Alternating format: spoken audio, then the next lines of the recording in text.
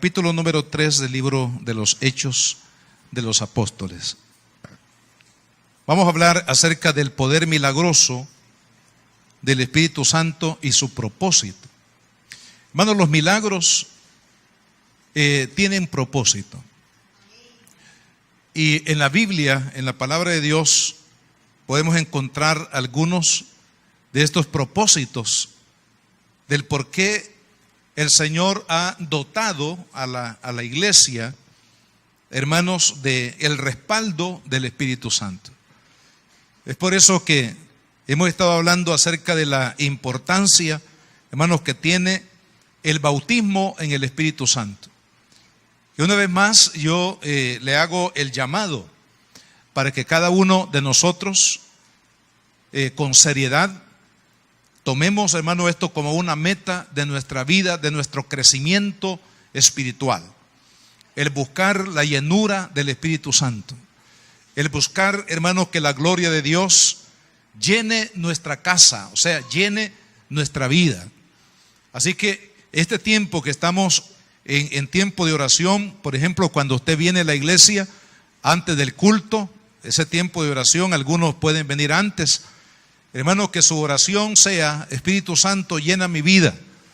Que no se termine este periodo de oración sin antes el poder de tu presencia esté en mi vida. Hermano, porque esto, si nosotros lo multiplicamos, fíjense, lo multiplicamos en muchos miembros que formamos parte de la iglesia. Esto se convierte en un poder contra las tinieblas, hermano. Un poder contra la obra del enemigo, como sucedió con la iglesia apostólica, ¿verdad? Dice la Biblia que todos fueron llenos del Espíritu Santo. Y claro, ese todos, hermano, ese grupo, ¿verdad? Ese grupo se multiplicó el poder, hermano, del Espíritu Santo sobre la iglesia, a fin de que la iglesia venció todas las barreras para que la expansión de la palabra de Dios fuera una realidad en poco tiempo. Así que lo mismo, hermanos, va a suceder en esta comunidad. Si la iglesia, si nosotros buscamos la llenura, la gloria del Espíritu Santo, hermanos, cada uno de nosotros nos vamos a convertir en un multiplicador del poder de Dios, a fin de que este país, esta comunidad donde estamos, hermanos, se rinda a los pies de Jesucristo. Amén. Porque ese es el propósito, hermanos, por el cual Dios llenó a su iglesia de su poder, para que la palabra corriera, para que el mensaje del evangelio pudiese llegar hasta lo último de la tierra. Por tanto, quiero que leamos en el capítulo 3 este milagro, en los versículos del 1 al 7. Dice: Pedro y Juan subían juntos al templo a la hora novena, la de la oración, y era traído un hombre cojo de nacimiento, a quien ponían cada día a la puerta del templo, que se llamaba La Hermosa, para que pidiese limosna de los que entraban en el templo. Este, cuando vio a Pedro y a Juan que iban a entrar al templo, les rogaba que le diesen limosna. Pedro, con Juan, fijando en él los ojos, le dijo: míranos. Entonces él estuvo atento, esperando recibir de ellos algo. Mas Pedro dijo: no tengo plata ni oro, pero lo que tengo te doy. En el nombre de Jesucristo de Nazaret, levántate y anda. Y tomándole por la mano derecha, le levantó, y al momento se le afirmaron los pies y los tobillos. El poder milagroso del Espíritu Santo y su propósito. Primero, hermanos, quiero que recordemos la promesa que Jesús había hecho a la iglesia antes de su ascensión al cielo. El Señor hizo esta promesa que la encontramos en el Evangelio de Marcos, en el capítulo 16. Si usted va conmigo a esta porción de las Escrituras, el Evangelio de Marcos, capítulo 16, cuando Jesús resucitó de entre los muertos, dice el versículo 14, Finalmente se apareció a los 11 mismos, estando ellos sentados a la mesa, y les reprochó su incredulidad y dureza de corazón, porque no habían creído a los que les habían visto resucitado. Y les dijo, y aquí les dio el mandato: id por el mundo y predicad el evangelio a toda criatura. Y oiga lo que Jesús había prometido. Fíjese, antes de la ascensión: el que creyere y fuere bautizado será salvo, mas el que no creyere será condenado. Y estas señales seguirán a los que creen. Dentro de estas señales que Jesús da, hermanos, que se van a cumplir en la iglesia en el tiempo, dice: en mi nombre echarán fuera demonios, hablarán nuevas lenguas, tomarán en las manos serpientes, y si bebieren cosa mortífera no les hará daño. Sobre los enfermos pondrán sus manos y sanarán. O sea, la promesa de Cristo, hermanos, hacia la iglesia que iba a salir por el mundo a predicar el evangelio de Cristo, fue prácticamente que la iglesia no iría desprovista del respaldo del Espíritu Santo. Es como, hermanos, como tratar de ir a la guerra, ¿verdad?, sin llevar armas. ¿Cómo puede un soldado ir a la guerra, hermanos, contra un enemigo si no lleva las herramientas necesarias, si no lleva las armas, si no lleva las municiones que va a necesitar para enfrentar al enemigo y vencerlo? Pues de la misma manera Cristo, hermanos, cuando Él prometió que la iglesia iría al mundo a predicar el evangelio, prometió que no iría sola, sino que la iglesia tendría que ser respaldada por el poder de Dios, respaldada por el Espíritu Santo. Y aquí se mencionan por lo menos unas 4 o 5 señales del acompañamiento del Espíritu Santo, hermanos, en la iglesia. Una es echar fuera demonios. ¿Quién puede echar afuera demonios, hermano? Sino el Espíritu Santo, a través de los que creemos en Dios, los que hemos creído en la obra de Jesucristo.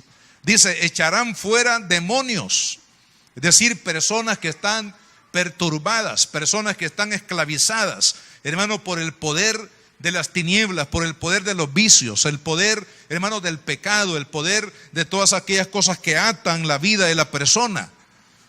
Sin embargo, la iglesia que está acompañada por el Espíritu Santo tendría, hermanos, o tiene la capacidad en el nombre de Jesús de quebrantar los poderes de las tinieblas, hermano. La Biblia dice y habla acerca de esa autoridad que la iglesia tiene en el nombre de Jesús, por cierto. No en nuestro nombre, no en nuestra capacidad, sino en la capacidad de Cristo. Porque Cristo, hermano, con su muerte venció el pecado, venció a Satanás y venció la muerte misma. Y ese poder Él se lo ha legado a la iglesia para que nosotros podamos romper, hermano, las tinieblas o los poderes de las tinieblas que atan la vida de las personas. En nuestro mundo, en el diario vivir, nos podemos encontrar, hermano, con personas que muchas veces podemos nosotros notar esas ataduras espirituales. Algunos están atrapados en el alcoholismo, otros en las drogas, otros están atrapados en la inmoralidad sexual, otros están atrapados en la idolatría, hermanos, otros en la hechicería y muchas cosas que atan la vida de las personas. Pero el Señor prometió que con el acompañamiento del Espíritu Santo, esas cadenas, hermanos, serían quebrantadas en el nombre de Jesús. Usted y yo tenemos autoridad. Por eso cuando oramos, hermanos, por una persona, por un familiar, por un amigo, por una familia, por un vecino, que usted sabe que está atrapado, que hay una esclavitud espiritual en su vida, en su familia. Hermano, cuando usted ora al Señor, tenemos que hacerlo creyendo de que Dios nos ha dado la autoridad por el Espíritu Santo en el nombre de Jesús para que esas cadenas se rompan. Y nosotros vamos a ver cómo esas vidas van a venir a los pies de Cristo, hermano. Y usted se va a gozar cuando usted vea esa transformación. Cuando vea ese cambio que el Espíritu Santo ha operado en ese miembro de la familia, en ese amigo, ese vecino, ese compañero de trabajo que antes estaba esclavizado en los poderes de las tinieblas, pero que ahora, hermano, su vida es completamente diferente por el poder del Espíritu Santo. La otra señal habla del hablar en lenguas.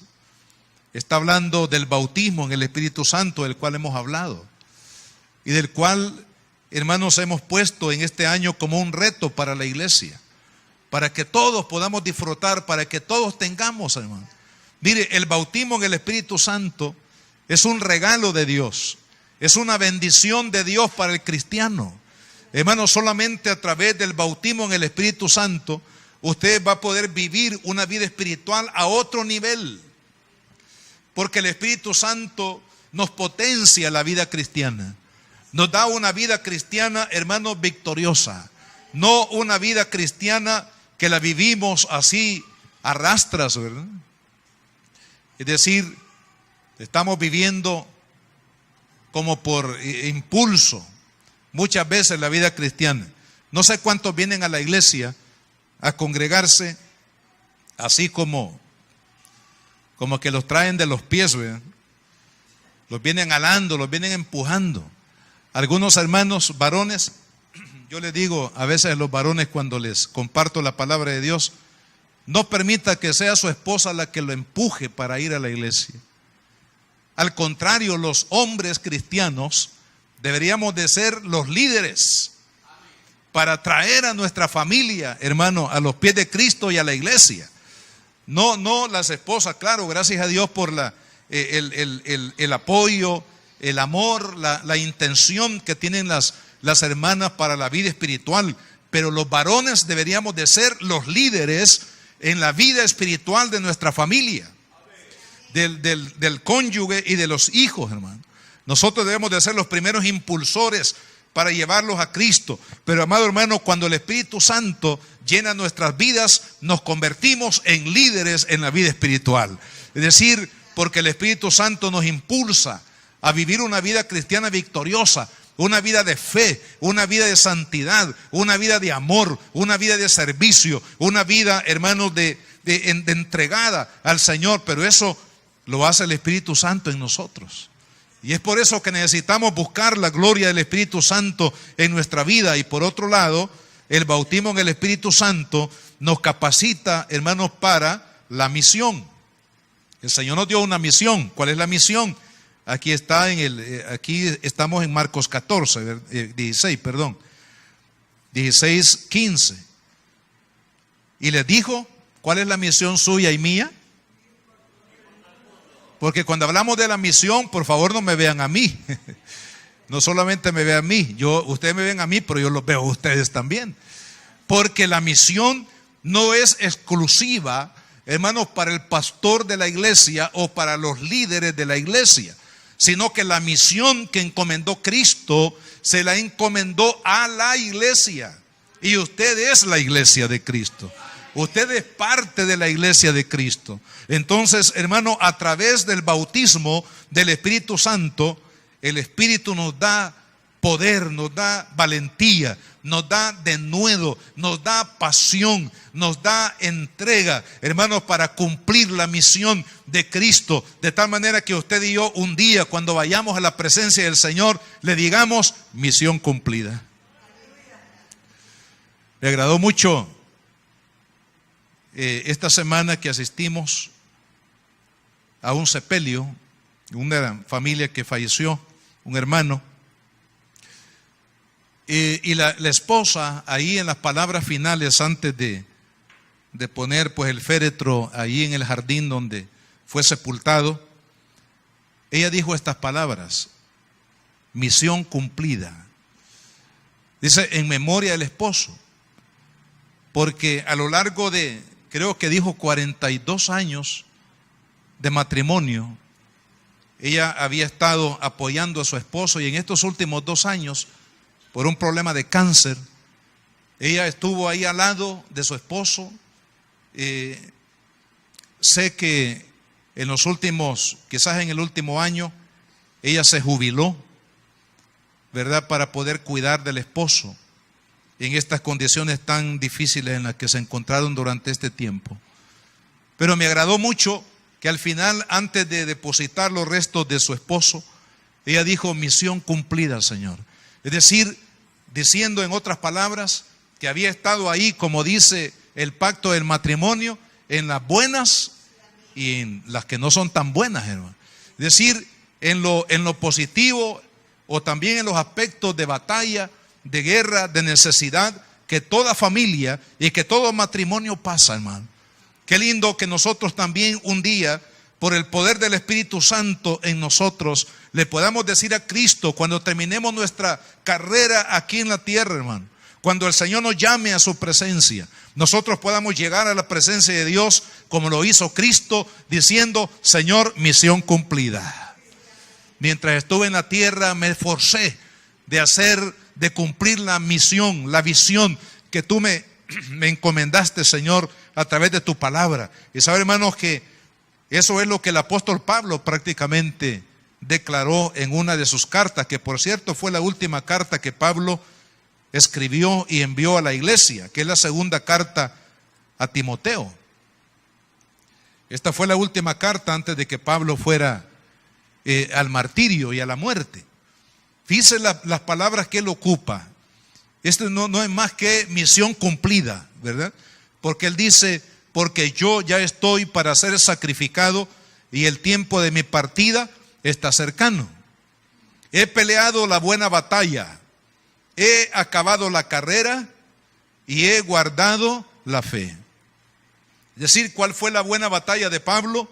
Militar en la fe de Cristo y cumplir la misión que Jesús le había entregado aquel día, hermanos, camino a Damasco, cuando el Señor se le apareció y la gloria de Dios llenó la vida de este hombre, que fue transformado en un abrir y cerrar de ojos, hermano, y Dios le encomendó la misión de ir y ser testigo ante los reyes, ante los poderosos, ante los judíos y ante los gentiles. Y a partir de aquel momento Pablo, hermano, fue fiel con la ayuda del Espíritu Santo para cumplir la misión. Entonces él dice: Señor, he peleado la buena batalla, he acabado la carrera y he guardado la fe. En otras palabras, misión cumplida. Por lo demás dice: me está guardada la corona de justicia. Hermanos, Dios tiene una corona de justicia para mí y para usted y para mí. Tiene una corona de justicia para aquellos que se esforzaron por cumplir la misión, hermanos, de Cristo. Entonces, esto fue lo que prometió el Señor, que el Espíritu Santo nos acompañaría, hermanos, para realizar esta misión. Ahí lo que se refiere aquí en Marcos del bautismo en el Espíritu Santo, hablarán en otras lenguas. Pero ¿qué más dice? La tercera señal: tomarán en las manos serpientes y si bebieren cosa mortífera no les hará daño. Está hablando de la protección sobrenatural, hermanos, del Espíritu Santo a la iglesia en la marcha de hacer la voluntad de Dios en el camino y en las naciones. Y vea cómo los milagros de protección divina se dieron, hermano, porque la iglesia estuvo amenazada por la persecución del judaísmo y del imperio de Roma. Muchos peligros de muerte, dijo Pablo, se había encontrado ver con muchos peligros de muerte, muchos peligros entre personas que quisieron quitarle la vida. A lo mejor más de alguna vez, hermanos, algunos de los discípulos fueron amenazados, quizás tratando de ser envenenados o acusados injustamente o tirados al anfiteatro romano, a las bestias, que era el tipo de diversión que tenían los romanos. Se divertían con los cristianos que eran despedazados por los tigres, leones, osos, un espectáculo horrendo, hermano. Pero muchos de los discípulos del Señor fueron milagrosamente protegidos por Dios, porque aún no era el tiempo, hermanos, de su partida de este mundo. Entonces Pablo fue uno también, Pedro, ustedes recuerdan, en el capítulo 12 del libro de los Hechos, se registra este hecho, hermano, que fueron llevados a la cárcel por la predicación del evangelio. Pero ¿qué hacía la iglesia cuando Pedro estaba en la cárcel? Dice que la iglesia hacía mucha oración. La iglesia estaba orando. Y a través de la oración de la iglesia, hermanos, de una manera milagrosa, el Señor liberó a Pedro de la cárcel. Y lo primero que hizo Pedro, cuando fue liberado de la cárcel de manera sobrenatural, milagrosa de parte de Dios, se fue a la casa donde estaban reunidos los hermanos. Y cuando él tocó la puerta, dice que no sé si fue alguna mujer que abrió la puerta, o alguna, dice de ahí una joven. Cuando abrió la puerta y vio a Pedro, en vez de decirle pase adelante, volvió a cerrar la puerta, hermano, porque creyó que estaba viendo un fantasma a lo mejor. Porque estaban orando por Pedro, que estaba en la cárcel, y de repente lo tienen ahí en la puerta del templo, en la puerta del lugar donde se habían reunido. Así que ella se asustó por el hecho de que vio la manifestación milagrosa del Señor. Pero luego Pedro insistió y les contó a los hermanos el milagro de protección que Dios había hecho en su vida. Hermano, eso es lo que Dios hace con usted y conmigo. ¿Cuántas veces Dios nos ha protegido, hermanos, del veneno de este mundo, de los peligros de este mundo, de las serpientes de este mundo, hermano, es decir, del poder del enemigo, de los peligros que acechan nuestra vida? Dios nos ha guardado. ¿Y sabe por qué? Porque el Espíritu Santo está acompañándonos, porque el Espíritu Santo es el que nos guarda, el que nos protege ante las acechanzas del enemigo, el Espíritu de Dios. Y la cuarta señal prometida por el Señor de manera milagrosa, hermano, dice la última parte del versículo 18, dice: y sobre los enfermos pondrán sus manos y sanarán. O sea, la sanidad divina. Fíjese, estas son las señales milagrosas que Jesús prometió, que acompañarían a la iglesia por el poder del Espíritu Santo.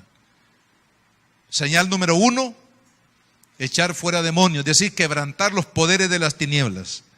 Señal número 2, el bautismo en el Espíritu Santo, que potencia nuestra vida cristiana y potencia el testimonio de la palabra de Dios a las naciones. Señal número 3, la protección sobrenatural de Dios sobre el cristiano, sobre los hijos de Dios que hacemos su voluntad. Y número 4, la sanidad divina. Hermanos, ¿por qué es posible la sanidad divina? Es posible porque por medio de la muerte y de la resurrección de Jesucristo, no solamente recibimos la bendición de la salvación, que es el perdón de pecados y la vida nueva y eterna que Dios nos da, sino también hemos recibido, hermanos, el milagro de la sanidad divina. Y para esto quiero que veamos un par de versículos. Bueno, hay mucho que hablar en el Antiguo Testamento sobre las promesas, de dónde arranca la sanidad divina, el fundamento de la sanidad divina. En el capítulo 53 de la profecía de Isaías, para redimir la lectura, leo el versículo 4 y el versículo 5. Dice: ciertamente llevó él. O sea, aquí estaba viendo el profeta Isaías, estaba viendo la obra de redención 700 años antes. Isaías ya estaba viendo el Calvario, ya estaba viendo a Cristo, hermanos, crucificado en el monte Calvario. Y dice: ciertamente llevó él allí en el Calvario nuestras enfermedades, sufrió nuestros dolores, y nosotros le tuvimos por azotado, por herido de Dios y abatido. Mas él herido fue por nuestras rebeliones, molido por nuestros pecados. El castigo de nuestra paz fue sobre él, y por su llaga. ¿Cuál llaga? Los sufrimientos de Cristo, los azotes en la espalda de Cristo, hermanos, los clavos que fueron atravesados en su cuerpo, la corona que fue colocada de espinas sobre su frente, sobre su cabeza, hermano, toda esa herida. Y qué interesante que la palabra no dice por sus llagas en el sentido plural, sino dice por su llaga en el sentido singular. ¿Por qué? Hermano, porque todo el cuerpo de Cristo llegó a ser una llaga acerca del por causa del sufrimiento que le causaron sus enemigos. Pero dice la palabra que por esa llaga, es decir, por la muerte de Cristo, por el sacrificio de Jesucristo, usted y yo hemos alcanzado la salvación y también la sanidad, hermano. Y la sanidad no solamente viéndola desde el punto de vista de lo físico, sino también la sanidad del alma. ¿Cuántas personas están enfermas del alma? ¿Cuántas personas tienen mucha amargura en el corazón? ¿Cuántas personas tienen tristeza? Hermano, ¿cuántas personas mueren de depresión? ¿Por qué razón? Porque estas son enfermedades del alma. Hermanos, el temor, la angustia, la amargura, todas estas son enfermedades del alma, que el Señor también tiene el poder de sanarlas, el poder de liberar un alma que está, hermanos, enferma por causa del dolor que a lo mejor ha sufrido en su vida como niño, en su vida como adolescente, como matrimonio, o en la familia, hermanos, o en el trabajo, o fue violado, o fue violentada su vida en algún momento determinado. Pero, amado hermano, su corazón se amargó, su corazón se entristeció, su corazón, hermano, se volvió temeroso. Pero el Señor lo puede sanar, gloria al Señor, porque Él también por su llaga, hermano, sana el alma, pero también sana el cuerpo. ¿Habrá alguna enfermedad difícil para Dios? Hermanos, hoy, por ejemplo, el cáncer es una enfermedad que se ha proliferado, pero Cristo también puede sanarlo. Hay tantas personas que sufren de enfermedades incurables, problemas de salud difíciles, pero la Biblia dice que para Dios no hay nada imposible. Entonces la sanidad arranca o se fundamenta, hermanos, en la obra expiatoria de Cristo. Y este pasaje que Isaías cita en el capítulo 8 de Mateo, el escritor del Evangelio, cita ese versículo o esa declaración de Isaías. En el versículo 16 del capítulo 8 de Mateo dice: y cuando llegó la noche, eso es lo que vio Mateo y lo que escribió por el Espíritu Santo, dice: y cuando llegó la noche, trajeron a él muchos endemoniados, muchas personas perturbadas por demonios. Dice: y con la palabra echó fuera los demonios. ¿Con qué palabra, hermano? Con la promesa que Dios había hecho. Amén. Que por medio de Cristo Jesús las vidas serían liberadas, las almas serían salvas y los cuerpos y el alma serían sanados por la gloria de Dios. Por esa palabra, esas promesas que eran sobre la vida del Mesías, sobre la vida de Cristo, dice: por su palabra echó fuera los demonios. ¿Y qué más dice? Y sanó a todos los enfermos, para que se cumpliese, es decir, vemos el cumplimiento de lo que se dijo de Cristo. Dice: para que se cumpliese lo dicho por el profeta Isaías cuando dijo: Él mismo tomó nuestras enfermedades y llevó nuestras dolencias. Gloria al Señor. Haciendo referencia a la profecía de Isaías. Entonces vemos el cumplimiento, hermanos, de la obra de sanidad y de salvación por parte de Cristo, porque por medio de su muerte fue posible la sanidad. Ahora, hablando de esta cuarta señal de lo prometido por el Señor, en estos minutos que nos quedan, volvamos al pasaje del capítulo 3 de Hechos de los Apóstoles. Porque aquí sucedió un milagro de sanidad. ¿Por qué sucedió? Porque ya Cristo lo había anticipado. Que la iglesia llena del Espíritu Santo vería y harían esos milagros con un propósito, que vamos a ver después el propósito, pero quiero que veamos primero hermanos, cómo se desarrolló este escenario y cómo sucedió este milagro. Primero, hermanos, veamos la necesidad que tienen las personas de sanidad. Fíjense que aquí estamos viendo a una persona que no sabemos cuánto tiempo lo habían traído, dice el versículo 2, y era traído un hombre cojo de nacimiento. O sea, un hombre que estaba dependiendo de otros, a lo mejor de algunos amigos o algunos familiares, que lo traían al templo, porque allí él pedía limosna para poder sobrevivir.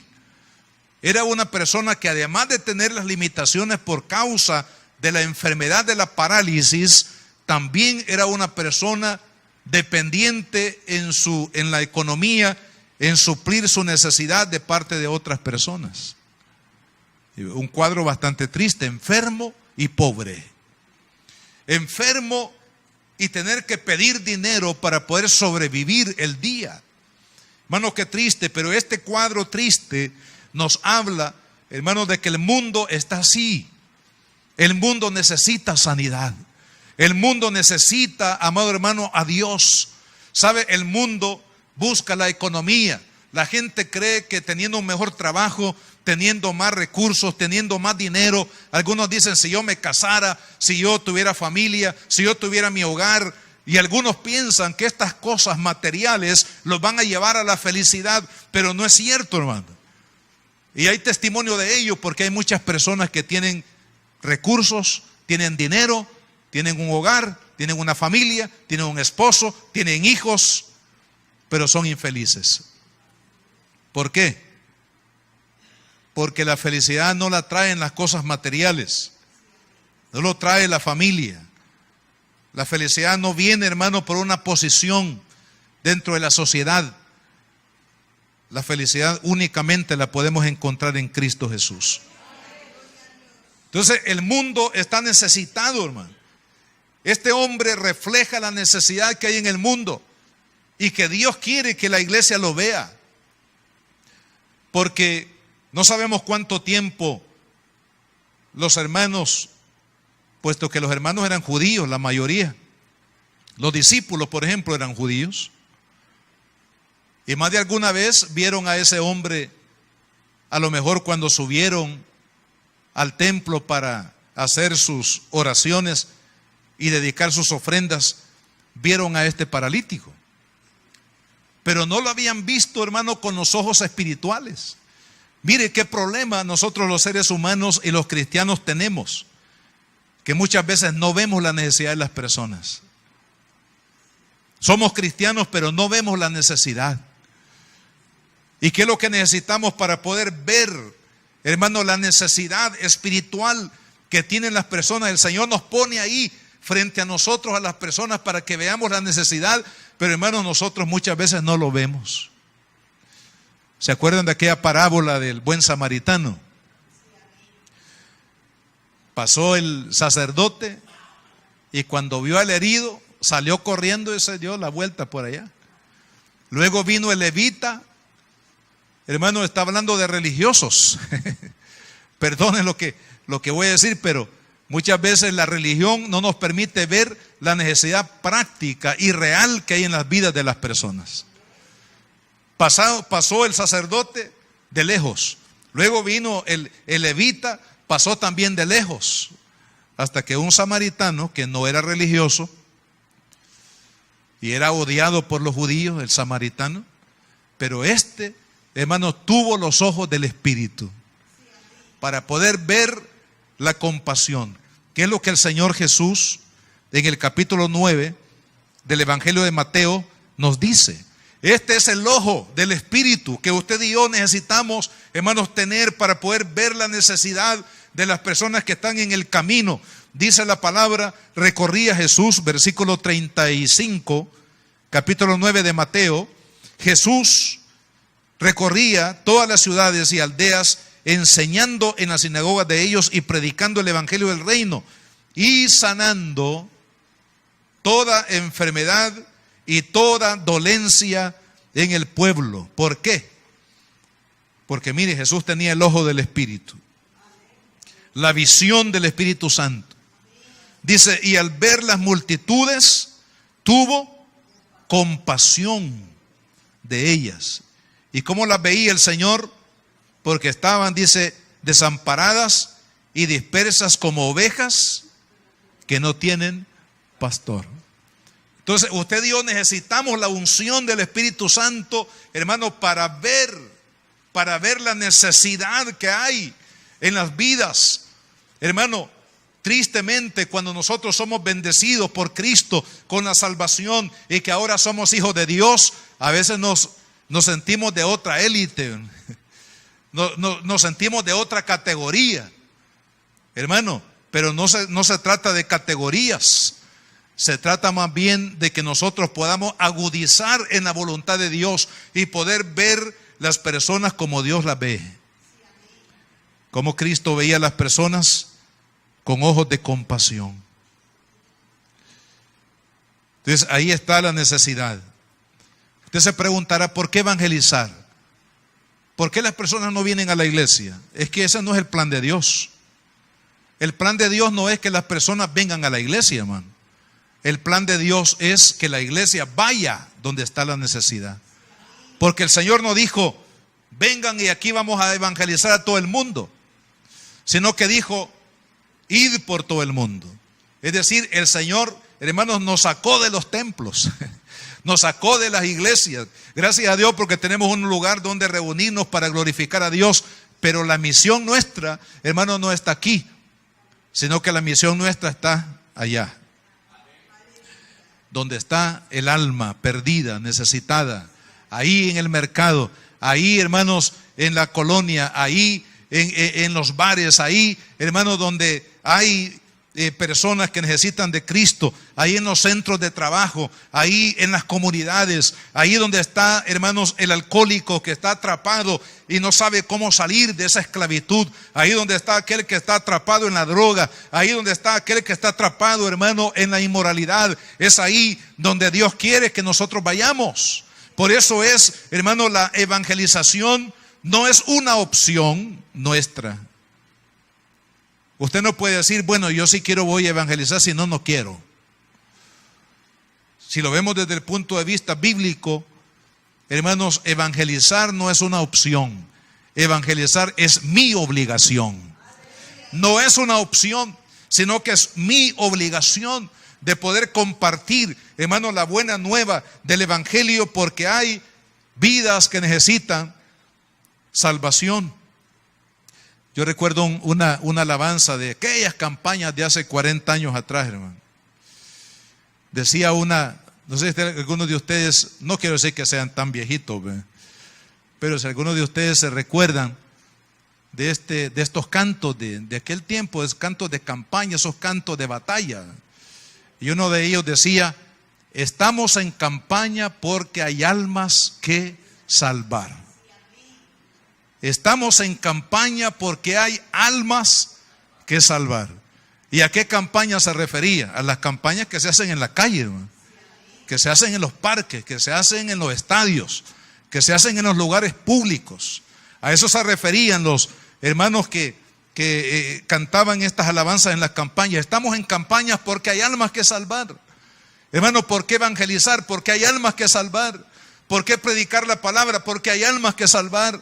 ¿Por qué establecer iglesias? Porque hay almas que salvar. ¿Por qué enviar misioneros? Porque hay almas que salvar en las naciones. Ese es el privilegio, ese es nuestro compromiso, nuestro trabajo, hermano, de llevar la palabra de Dios, porque hay muchos enfermos que están ahí postrados en la calle y que el Espíritu Santo quiere que usted y yo los veamos. Y por eso, cuando los discípulos muy espirituales entraron a orar, qué tremendo, ¿no nos pasa a nosotros también, hermano? Entramos a orar, nuestro día de ayuno y oración, vamos bien consagraditos, vamos bien santificados, porque hemos estado en la presencia de Dios buscando en oración su presencia.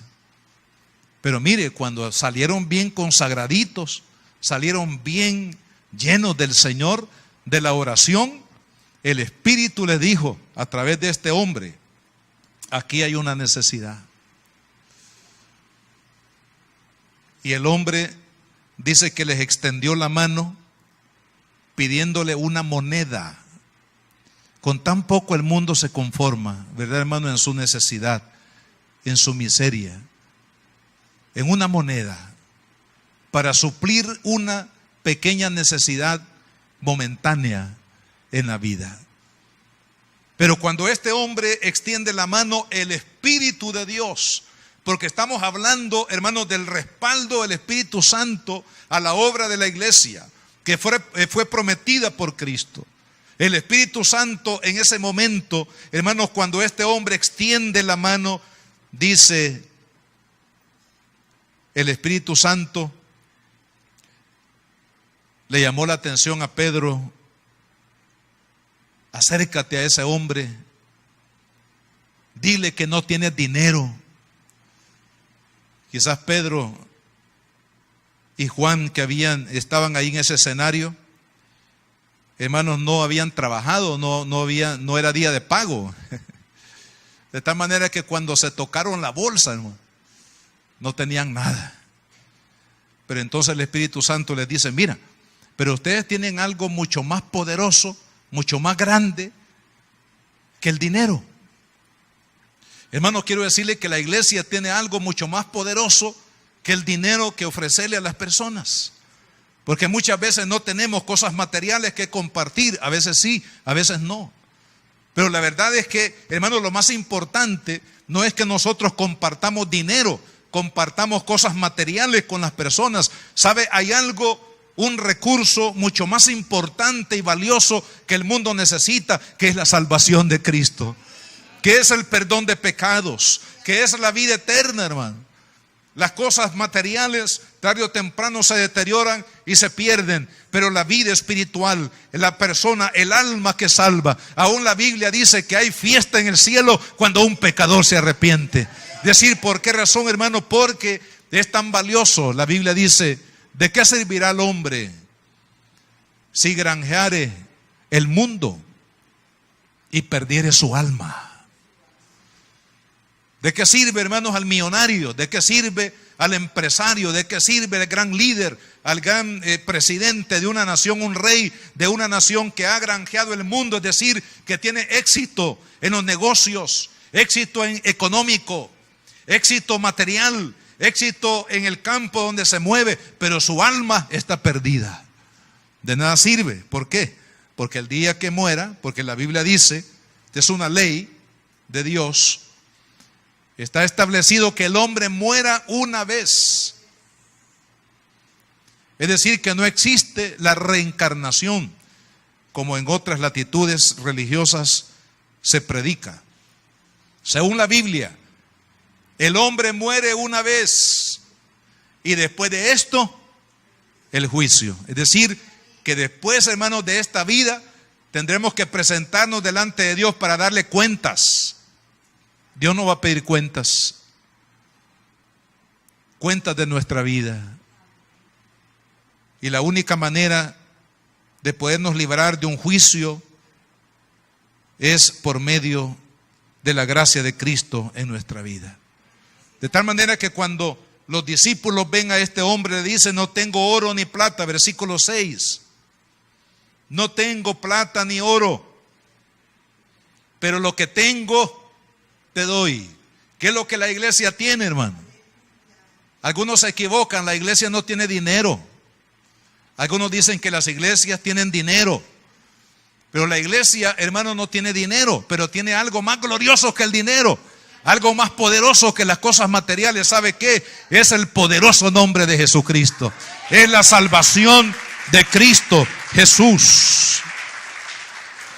Por eso dice: en el nombre de Jesús, levántate. Gloria a Dios. La iglesia tiene el poder del Espíritu Santo para levantar a los que están postrados, para levantar a los que están perdidos. Aquellos, hermanos, cuantos dentro de la iglesia podemos dar testimonio que nuestra vida era un fracaso. Muchos estábamos al borde, hermanos, de los vicios, al borde de la esclavitud, del pecado en nuestra vida, pero ahora somos libres y cantamos con libertad. ¿Por qué? Porque el Señor es poderoso para salvar, es poderoso para sanar, es poderoso para transformar vidas.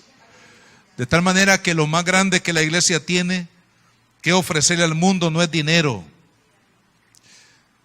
Si a veces compartimos cosas materiales, es porque el Señor nos permite hacerlo.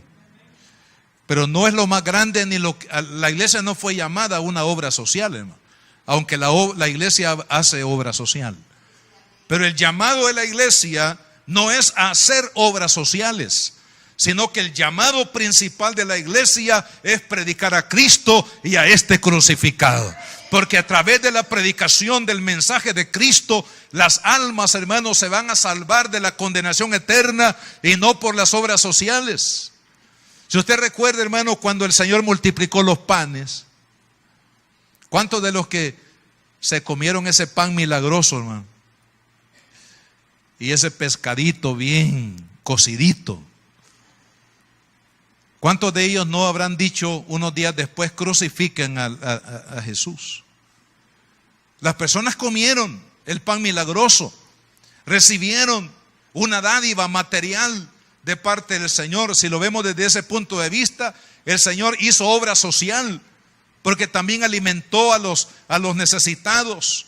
Hermano, hizo obras maravillosas, pero no fue eso lo principal que hizo Cristo. Lo que hizo Cristo fue, hermano, salvar al hombre de la condenación eterna, perdonar el pecado del hombre que lo tenía hundido en la muerte, hermanos, y en la perdición. Pero Cristo Jesús, hermanos, vino, apareció el Hijo de Dios para deshacer las obras del diablo y para traer salvación a todo aquel que lo necesita. Esa es la obra principal de la iglesia. Esa es la obra principal suya y mía. Llevarle al perdido algo más que oro y plata, es llevarle la salvación del Hijo de Dios por la fe. Por eso, y con esto termino, vea cómo la historia se desarrolla de este milagro. Y tomándole, dice, por la mano derecha, le levantó, y al momento se le afirmaron los pies y los tobillos. Es decir, este hombre, hermano, recibió el milagro de la salvación, recibió el milagro de la sanidad divina. Pero no quiero, hermano, terminar este mensaje sin hablar del propósito de ese milagro. ¿Cuál fue el propósito de ese milagro? En primera instancia, hermano, sacar a este hombre de su condición en la que él estaba, física, pero más que eso, espiritual. Pero a través de este milagro, fíjese lo que sucedió. Y para hablar de esto tenemos que ir al capítulo 4, porque a partir del versículo 3:11, Pedro comienza a predicarles. A raíz de este milagro, hermano, la gente vino para saber qué había pasado con este hombre, porque este hombre era reconocido dentro de la sociedad. Todos sabían que era un paralítico que estaba allí a la puerta del templo, y vinieron, y ahí aprovechó Pedro para predicarles de quien había sanado a ese hombre. Pero fíjese cuál fue el resultado. Versículo 1 del capítulo 4 dice: hablando ellos al pueblo, vinieron sobre ellos los sacerdotes con el jefe de la guardia del templo y de los saduceos, resentidos de que se enseñase al pueblo y anunciasen en Jesús la resurrección de entre los muertos, y les echaron mano y los pusieron en la cárcel hasta el día siguiente, porque era ya tarde. O sea, a raíz del milagro de sanidad de este hombre, hermanos, Pedro aprovechó para predicar de Cristo, que Él estaba vivo, que había resucitado y que Él tenía poder para hacer ese milagro en ese hombre y poder para salvar a todos los que creyeran en Él. Y por este mensaje los discípulos fueron tomados presos. Pero vea lo que pasó. Versículo 4. Pero muchos de los que habían oído la palabra, creyeron. ¿Cuántos fueron? Dice, y el número de los varones, o sea, hablando de hombres sin contar mujeres y niños, dice, el número de los varones era como 5,000. Ahora, estos 5,000 que creyeron, ¿sabe por qué? Porque a través del milagro de sanidad de este cojo, el Espíritu Santo dio la oportunidad de que la gente abriera el corazón para oír la palabra de Dios. Amado hermano, la iglesia tiene ese recurso. La iglesia tiene el recurso del Espíritu Santo. El que no cree a la palabra va a creer por los milagros. ¿En qué sentido? En el sentido de este hombre. Hermanos, los milagros abren oportunidad para que las personas vean el poder de Dios para salvación de sus vidas. Por eso, si usted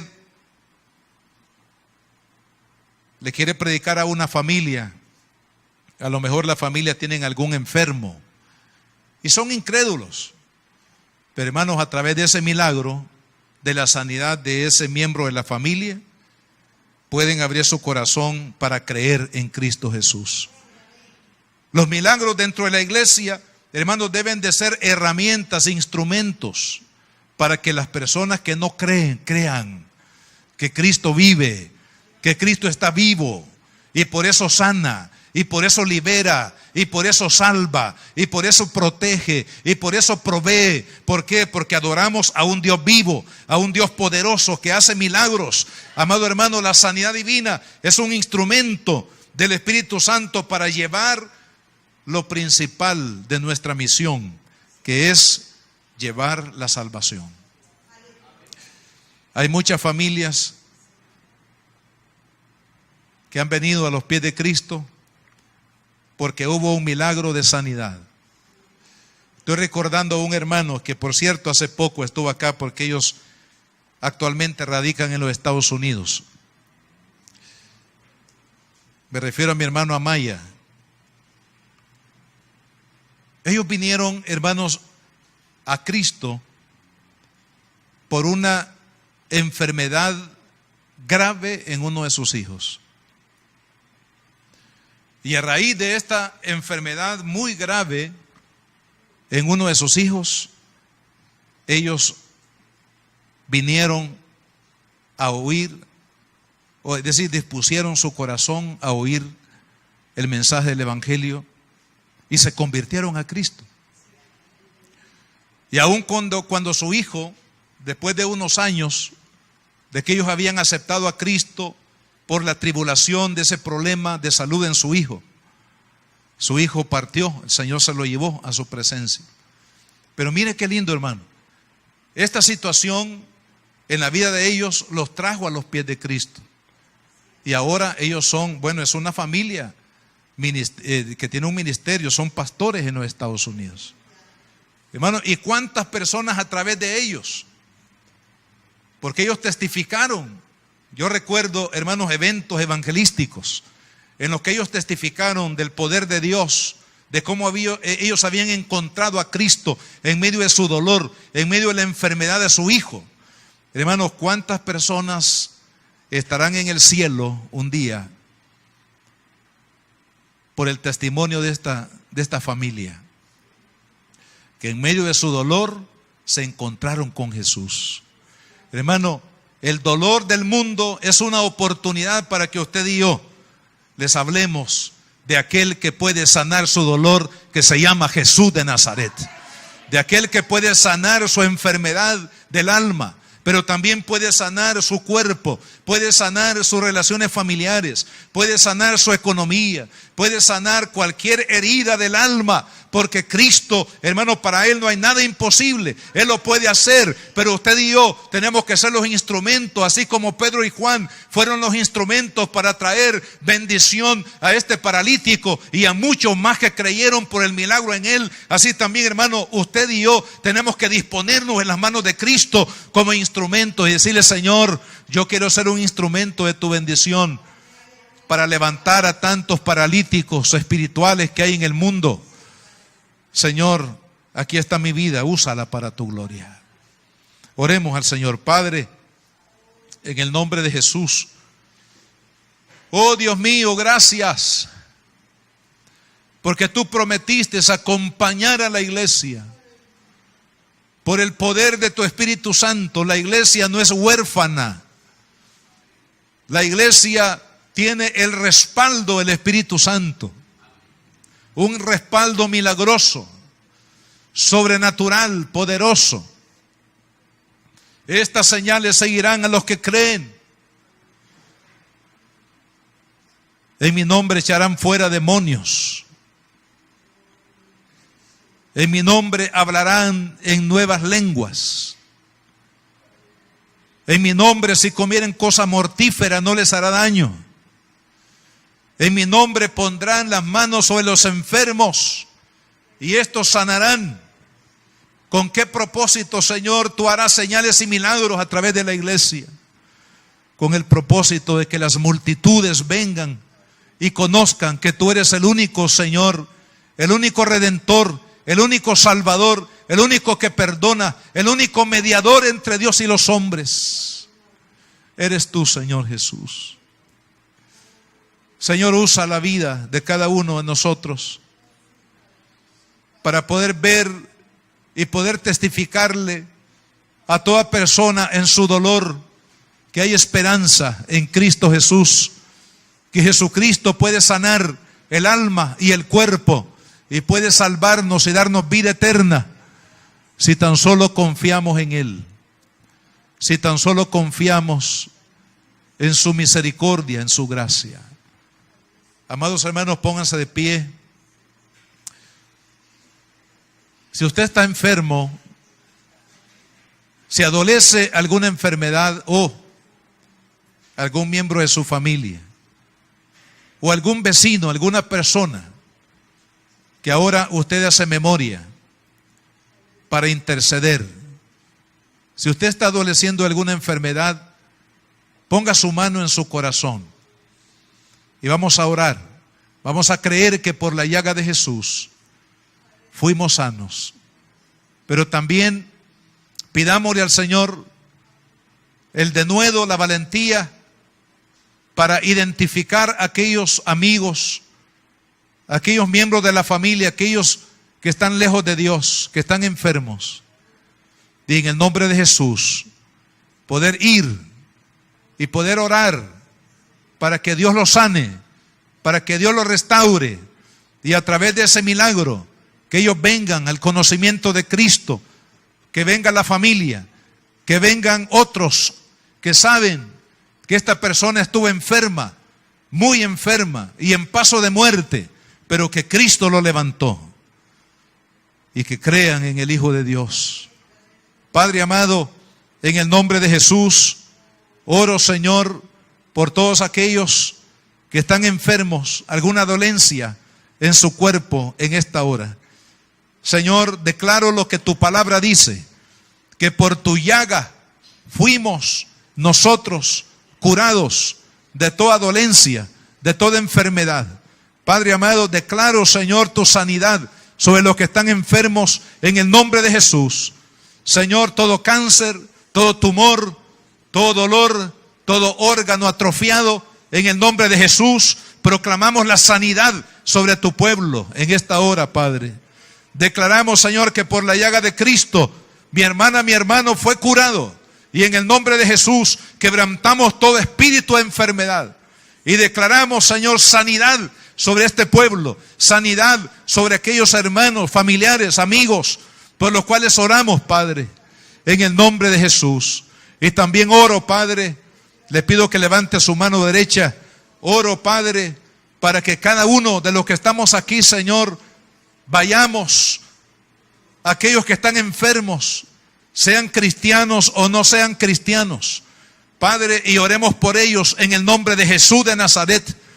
Y declaremos, Señor amado, que en su nombre hay sanidad y vida eterna, para que estas personas sanen en el nombre de Jesús, que sean sanos en el nombre de Jesús y que sean salvos también aquellos que no te han conocido, Padre, que también sean salvos su familia, Señor, y todos aquellos que sepan del milagro que tú has hecho en sus vidas, Padre, que vengan a ti, Señor, así como sucedió con este milagro que hemos estudiado hoy en tu palabra. Padre, que a causa de ese milagro muchos vinieron a los pies de Cristo. Que así suceda, Padre, para tu gloria. Te pido que uses la vida de mi hermana, de mi hermano, Señor, que al poner sus manos sobre los enfermos, Señor, sean sanos para la gloria de Dios. Señor, que ese hogar reciba sanidad en el nombre de Jesús, que reciba salvación en el nombre de Jesucristo, Padre, para gloria de tu nombre, Señor. Gracias, Padre amado, en el nombre de Jesús. Declaro que esta iglesia, Señor, será una iglesia de señales y de milagros.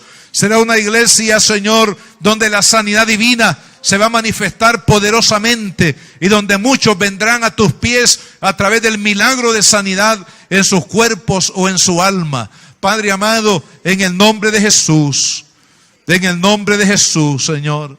Gracias, Padre, porque eres bueno, Señor, y porque para siempre